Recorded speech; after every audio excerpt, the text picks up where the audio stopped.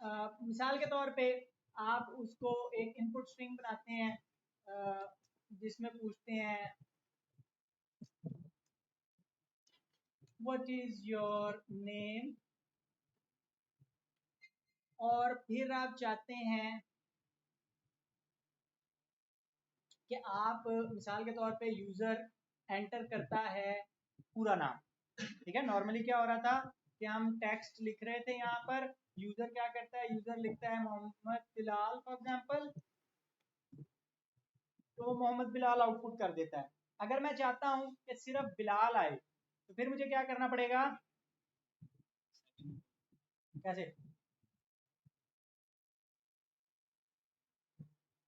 इसके लिए हम एक फंक्शन इस्तेमाल कर सकते हैं स्प्लिट का। ठीक है, और स्प्लिट मेथड इस्तेमाल करते हैं स्प्लिट का। स्प्लिट के मेथड में किस चीज पे स्प्लिट करना है वो पूछता है। ठीक है, तो उसमें मैंने किस पे स्प्लिट करना होगा, टेक्स्ट को स्प्लिट कहाँ पे करना है, कैसे पता लगेगा कि कहाँ पे फर्स्ट नेम खत्म हुआ और कहाँ पे सेकंड नेम शुरू हो गया, लास्ट नेम शुरू हो गया। स्पेस कैरेक्टर से हमें, जहां पर स्पेस डली हुई है इसका मतलब है आगे वाला नाम सेकंड नेम है और पहले वाला फर्स्ट नेम है। तो अगर मैं उसको स्प्लिट कर देता हूं, और अब लेकिन मसला ये है, चलें इसको हम यहां पर कर लेते हैं।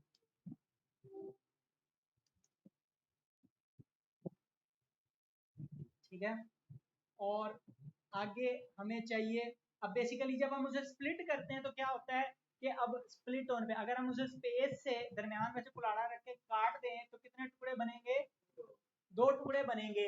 अब दो टुकड़ों में से अगर मैंने दूसरा वाला टुकड़ा सिलेक्ट करना है तो कैसे सिलेक्ट करूंगा,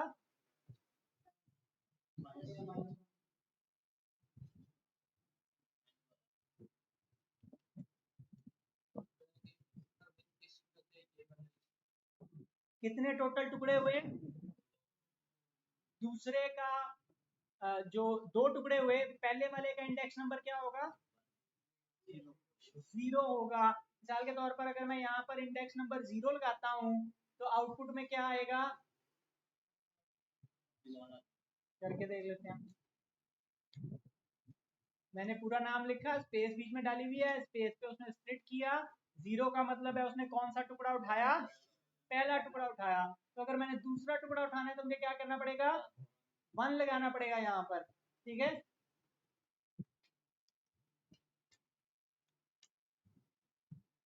ठीक है, तो मोहम्मद को उसने निकाल दिया, सिर्फ बिलाल को पकड़ के वहां पर लगा दिया उसने। ठीक हो गया जी। अच्छा, अब इसमें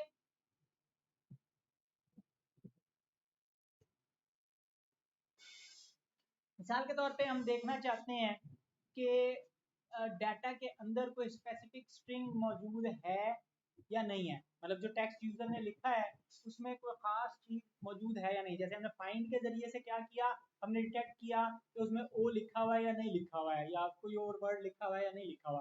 तो इसी तरह अगर हम चाहें कि हम इसमें से देख सकें कि मिसाल के तौर पर मसलन मैं एक वो बनाता हूँ वेरिएबल यस नो का, और मैं टेक्स्ट में कहता हूँ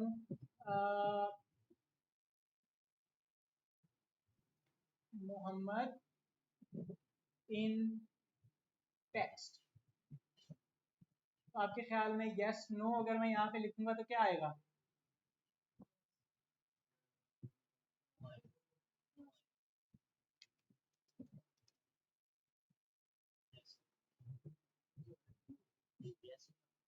क्या आया जवाब में, यस किधर लिखा हुआ है, ट्रू लिखा हुआ है। ट्रू का मतलब क्या है कि ये जो एक्सप्रेशन मैंने यहाँ पे लिखी है, ये जो मैं इस तरह से लिख रहा हूँ इसको हम कहते हैं एक्सप्रेशन।